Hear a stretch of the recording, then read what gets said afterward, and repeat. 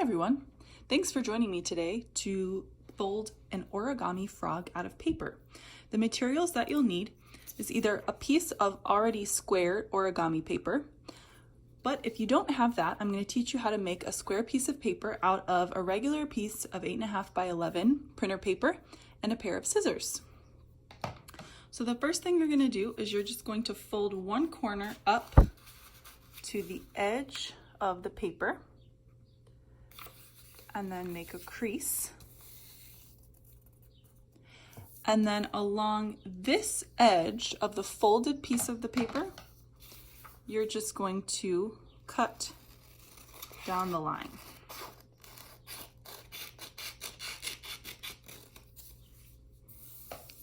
So that when you open your fold back up, you have a square piece of paper.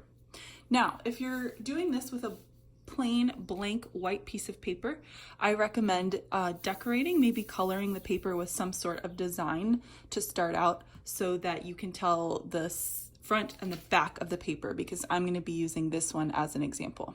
So one side has a design on it and the other side is blank white. So pause the video now if you need to decorate your piece of white paper. If you're ready to begin folding with me, we are going to place our square piece of paper, the white side up, and we are going to fold in half to make a crease right down the middle.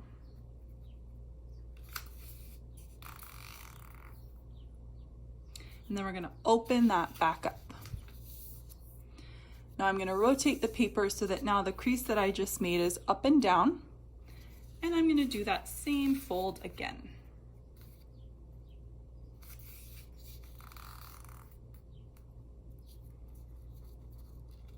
Great.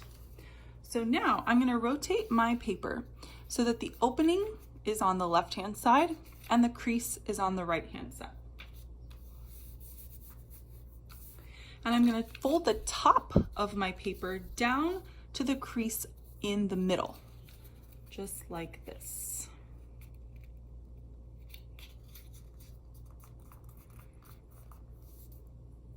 Okay, then I'm going to open that back up and I'm going to fold this corner again down to that crease.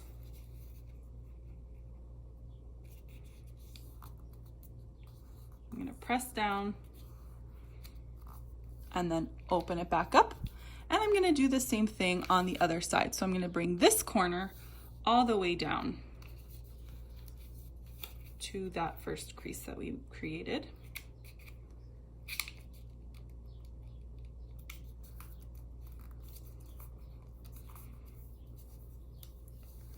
So that now, if you look closely on this upper square here, we have an X and then also an old crease right through the middle right here.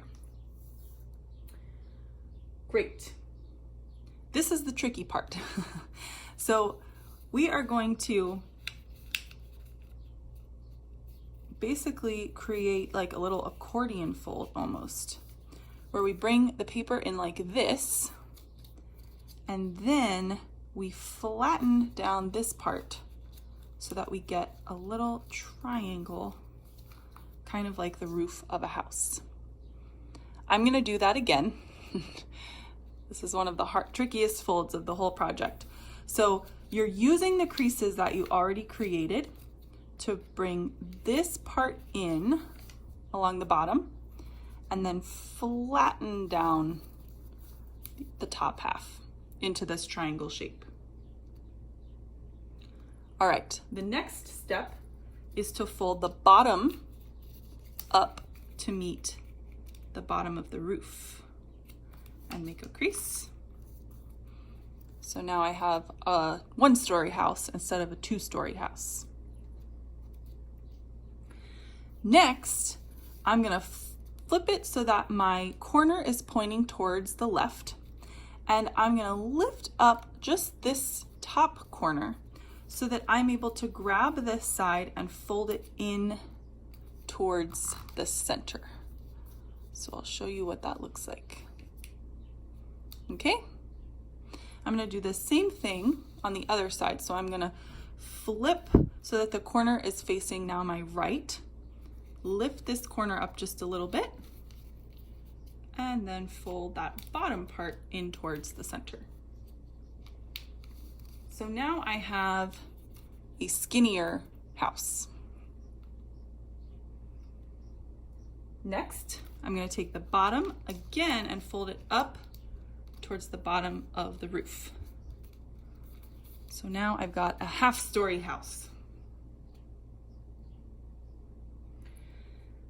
Now, there is a part of this project that I am skipping, creating the back legs of the frog.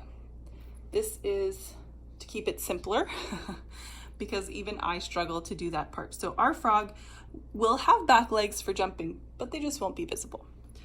So the next thing we're going to do is we're going to take these corners of our roof and we're going to fold them up so that we're creating the front feet of our frog. They should stick out from the edges of your roof so that if you flip it over, you can see the front feet there.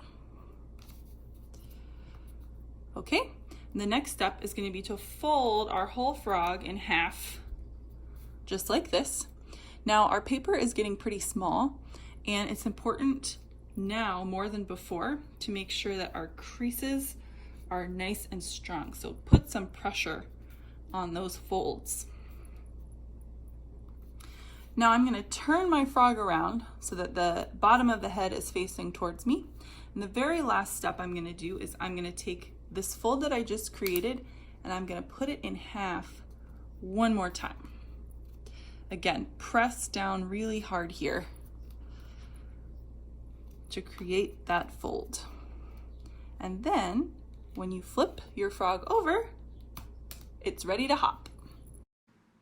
Now let's see how your origami frog compares to species of real frogs hopping around in the world. Along the top of the table, you will see each column labeled with a species of frog, including American bullfrog, spring peeper, South African sharp-nosed frog, and a space for your origami frog. On the left-hand side of the table, you will see each of the two rows labeled with the average body length of the frog and the maximum jump length. You'll notice that each of the measurements are listed in both inches and, if you're studying the metric system, in centimeters. Use a ruler or tape measure to measure the length of your origami frog from tip to tail. My frog measured about 1.5 inches long, which is equal to about 4 centimeters. Now it's time to get hoppin'.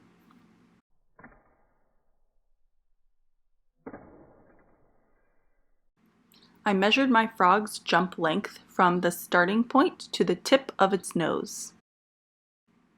I only hopped my frog once. The jump length was about 20 inches and 51 centimeters. You could do it a number of times and then choose the highest number or the longest jump to use for the maximum jump length.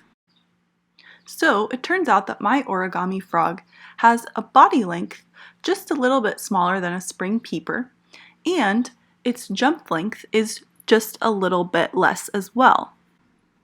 If we divide 26 inches by 2 inches, we learn that the spring peeper, and similarly my origami frog, can jump about 13 times the length of their own bodies, which is pretty impressive. But let's take a look at the numbers for the South African sharp-nosed frog. If we divide its 130-inch long jump by its 3-inch long body, we learn that this species can jump approximately 43 times its own body length, making it one of the longest jumpers in the frog world. How does your origami frog compare?